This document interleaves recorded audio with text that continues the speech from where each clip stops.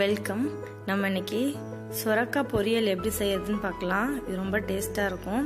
நான் ஒரு சுரக்காயை இந்த மாதிரி குட்டி குட்டியாக கட் பண்ணி வச்சுருக்கேன். இப்போ வடை சட்டியில் எண்ணெய் ஊற்றிக்கோங்க. ஒரு 2-3 ஸ்பூன் அளவுக்கு. 4 பல் பூண்டு போட்டுக்கோங்க. பூண்டு ஓரளவுக்கு நல்லா இதானதுக்கப்புறம் கருவேப்பிலை சேர்த்துக்கோங்க. அதுக்கப்புறம் சோம்பு 1 ஸ்பூனு. அடுப்பை சிம்மில் வச்சு செய்யுங்க, அப்போ தான் பொரியாமல் இருக்கும். ஜீரகம் 1 ஸ்பூனு. கருகாமல் வதக்கி விடுங்க. ஒரு பெரிய வெங்காயம் கட் பண்ணியிருக்கோம். சின்ன சின்னதாக நல்லா கட் பண்ணிக்கோங்க.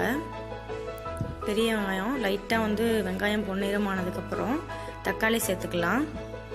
ஒரு தக்காளி கரெக்டாக இருக்கும். தக்காளி சேர்த்து ஓரளவுக்கு சாஃப்டான பதம் வர வரைக்கும் நல்லா வதக்கிக்கோங்க. தக்காளி வெங்காயம் நல்லா வதங்கின பிறகு நம்ம எடுத்து வச்சுக்கிற மசாலா சேர்த்துப்போம். கொத்தமல்லி தூள், வரமிளகாத்தூள், கரம் மசாலா தூள், உங்களோட காரத்துக்கு தகுந்த மாதிரி வரமிளகா தூள் கூட சேர்த்துக்கோங்க. இது 3 சேர்த்து நல்லா வதக்கிக்கோங்க. இந்த மாதிரி தக்காளி போட்டு கொஞ்ச நேரத்துலேயே இந்த மசாலா தூள் போட்டோம்னா சீக்கிரம் வதங்கிடும். உப்பு கொஞ்சமாக ஆட் பண்ணிக்கோங்க. எல்லாத்தையும் நல்லா மிக்ஸ் பண்ணிடுங்க. இப்போ வெங்காயம் தக்காளி மசாலாலாம் ஓரளவுக்கு நல்லா வதங்கின பிறகு நம்ம எடுத்து வச்சுக்கிற காயை இதில் ஆட் பண்ணிக்கலாம். இது மாதிரி குட்டி குட்டியாக கட் பண்ணிடுங்க, அப்போ தான் நல்லா சாஃப்டாக வேகும்.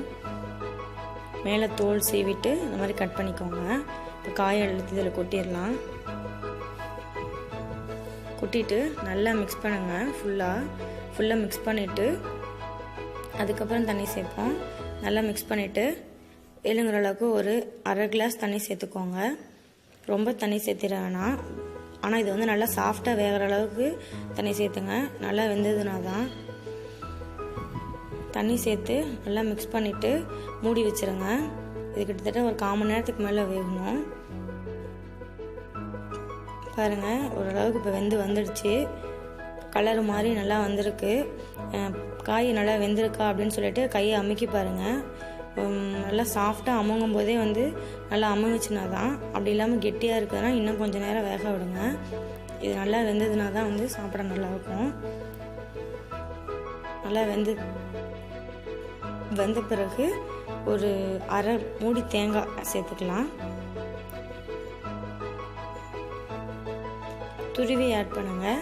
இதே கிரேவி மாதிரி பதத்தில் வேணும், குழம்பு மாதிரி சாப்பிடணும்னு விருப்பப்படுறவங்க அந்த தேங்காயை அரைச்சி ஊற்றி போட்டுக்கலாம். சேம் இதே ஸ்டேஜில் அரைச்சி ஊற்றுனீங்கன்னா அதிகமாக சாந்து கிடைக்கும் குழம்பு மாதிரி. இந்த மாதிரி திருவி போட்டிங்கன்னா நம்ம பொரியலாகவும் யூஸ் பண்ணிக்கலாம். சப்பாத்திக்கு எல்லாத்துக்குமே நல்லாயிருக்கும். பாங்க, ரெடி ஆகிடுச்சு. ரொம்ப நல்லா வந்திருக்கு. நீங்களும் செஞ்சு பாருங்கள், உங்களுக்கு ரொம்ப பிடிக்கும். செஞ்சு பார்த்துட்டு எப்படி இருக்குன்னு சொல்லுங்கள். தேங்க்யூ.